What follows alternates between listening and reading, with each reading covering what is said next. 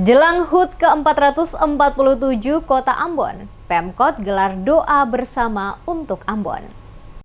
Jelang hari ulang tahun ke-447, pemerintah Kota Ambon menggelar doa bersama yang berlangsung di dua lokasi, yakni di Gereja Maranatha untuk umat Kristiani dan di Gedung Asari untuk umat Islam pada Senin 5 September. Doa bersama dengan tajuk Give for Ambon atau Kasih for Ambon dipimpin Ketua Sinode GPM Elifas Mas Petela, dihadiri oleh seluruh pegawai Pemkot Ambon, termasuk Forkopimda Kota Ambon beragama Kristen, camat, lurah, para kepala sekolah dan guru SD, SMP, serta RT RW sekota Ambon. Penjabat Wali Kota Ambon Badiwin Watimena dalam doa bersama mengatakan, setiap tahun Pemkot Ambon menggelar doa untuk Kota Ambon untuk mensyukuri berkat Tuhan atas kondisi Kota Ambon saat ini. Watimena berharap dengan label sebagai kota musik, Kota Ambon dan masyarakatnya dengan talenta-talenta yang dimiliki, lebih meningkatkan pelayanan kepada Tuhan lewat puji-pujian dan memberikan yang terbaik bagi Kota Ambon. Disebutkan, momentum perayaan HUT tahun ini, Watimena juga mengajak masyarakat untuk mencermati kondisi global saat ini. Mengingat setelah pulih dari COVID-19,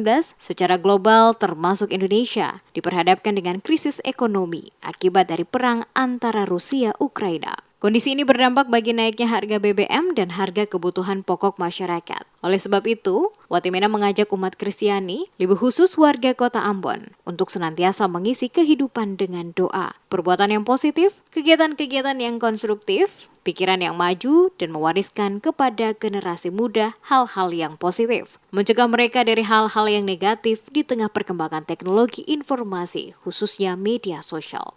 Baru saja kita mau keluar dari tantangan pandemi COVID, kita diperhadapkan dengan adanya gejolak ekonomi dunia sebagai akibat dari perang Rusia-Ukraina.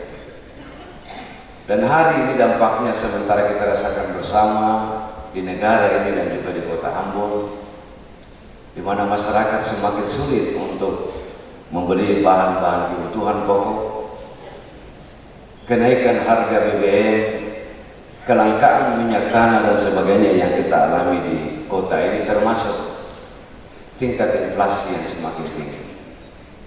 Dan karena itu, dihadapkan dengan tantangan-tantangan yang demikian, sebagai manusia tidak punya kemampuan apa-apa. Yang bisa kita lakukan hanya terus berusaha dan memohon campur tangan dan tuntunan Tuhan bagi kita semua. Warga juga dihimbau salah satunya memanfaatkan lahan pekarangan untuk bercocok tanam, karena selain mengurangi pengeluaran juga bisa menambah penghasilan.